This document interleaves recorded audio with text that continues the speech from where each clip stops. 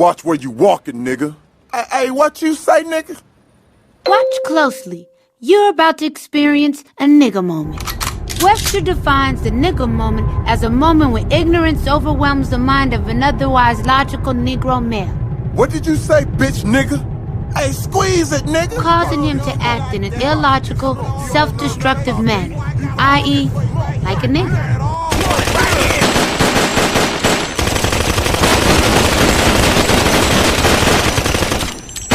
Nigga moments are unpredictable. Hey, wait, man, wait.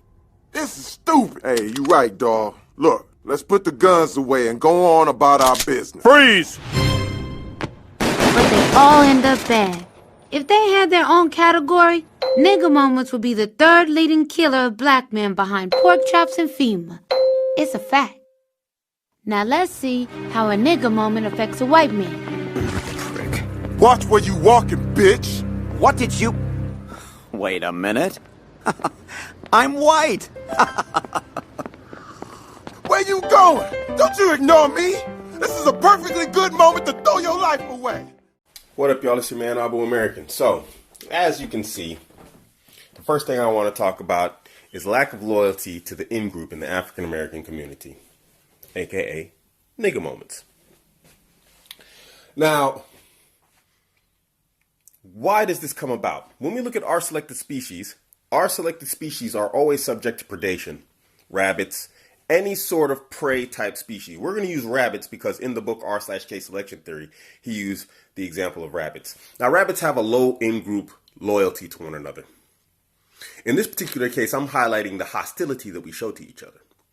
Now, this lack of in-group loyalty, here ethnically we're speaking, causes a lot of different problems. First and foremost, we face hostility from every front. Now, I'm speaking in a general sense here. I'm speaking in generalities. I'm not promoting any sort of race hate or whatever else.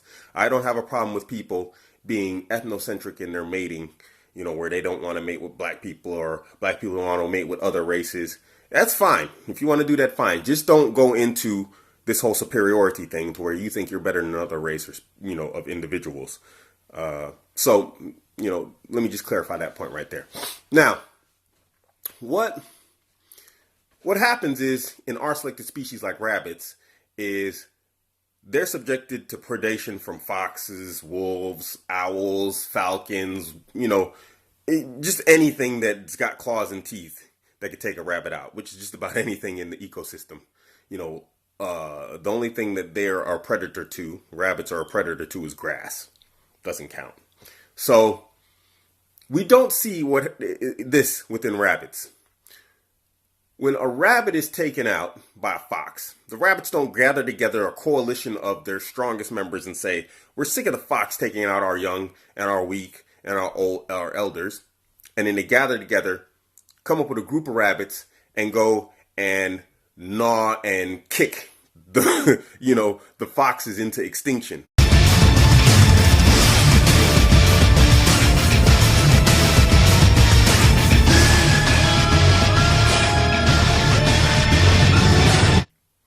Or if a fox comes and attacks, they come together and attack the fox to run them off. So at least if they can't beat them, they run them off, and they make a coalition of, you know, combative rabbits, hardcore fighter group to protect themselves from the predators and from predation. And when we look at the African American, Afro-British community, we see the same. Generally, everyone's out for their own. And then to top it off, not only are they out for their own, they show each other hostility. And I've experienced this here in the UK directly. So this is the problem in terms of lack of in-group loyalty. We face racism from almost every single ethnic group that you could think of, including other Africans. Africans don't like us. Arabs don't like us. Asians really don't like us. Far East Asians, they're pretty racist also. Whites, historical problems. This is generalizations. I'm not saying everybody's a racist just because they're a different ethnicity, but these are generalizations. And now we face hostility from one another because we have a lack of loyalty to the in-group. our ethnicity. You would think that a people who face so much outside hostility would band together based off of ethnicity. They don't. White people do it. Anyone who lives in the West lives under a Caucasian, a white patriarchy. That's a simple fact. They have banded together and put systems in place which protect their power structure. And nobody can blame them for that. I don't blame them for that. Do you think I'm going to build something, maybe a corporation, and then give it to somebody else and not my family, and put protections in place to keep that corporation within my family? Why would they build a power structure in the West, an entire power structure and culture, to give it to another ethnicity? It doesn't make sense. So stop expecting fair treatment, fair play in that particular sense, other than, we want equality, but we don't want equality in outcomes. We want equality in opportunity. We, as an ethnicity, don't have that loyalty to one another. White people will put their ethnocentric causes and needs ahead of everything else, especially when faced with an outside hostility. And we see this, what's going on with the refugees right now. We're displaying our selected behaviors. The West, whites in the West are turning K-selected real fast, and they're uniting based upon ethnicity quicker and faster than probably any other time in the history outside of Hitler. And if you don't find this problematic, then you're not paying attention to history and how quickly it can repeat itself. Just because we got cell phones in the 21st century, don't think we can't go back to being the savages that we are as human beings. Solutions. Now, I have been facing shade from a lot of black British. And I'm like, why? I'm like, you go outside, people ain't going to show you love. You're black. The Asians ain't going to like you. The Muslims ain't going to like you. White people are generally not going to unite with you over other people. This is just a generalization. So I started talking to dudes. I'm like, look, man. I was like, as an ethnicity, no one has faced more hostility in the West than black people. Why are you showing me shade when you should show me more love than anyone else? Because if crap goes down, who's going to have your back? Absolutely freaking nobody. You're going to be on your own, and we're going to be groups of individuals on our own, and we're going to get thrown under the bus as a people. Gave you the problem, gave you the solution. Blacks used to be K-selected people at one point. And we're going to come into K-selection in the black community. But right now, I just want to talk about that.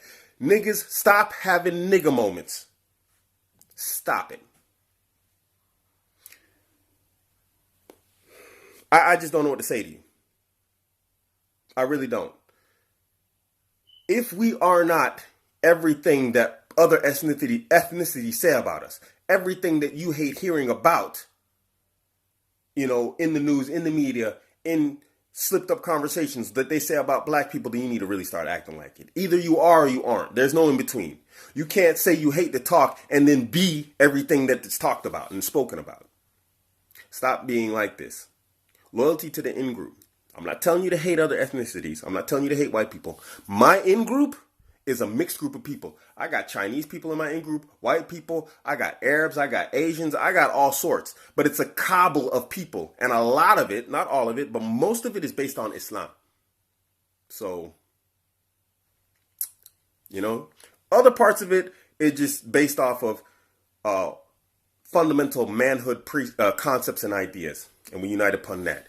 And yeah, that's another conversation, because I'm going to talk about R/K selection series. I'm going to do an R/K selection theory series on Muslims after I finish this series on black people. So anyway, that's just my first take. If you disagree with me, let me know in the comment section. We can talk about it. This is all a hypothesis of mine, but I'm pretty sure about it. This is your man, Abuamerican. You can catch me on Instagram, catch me on Twitter, catch me on Facebook, all at Abuamerican. I'm out.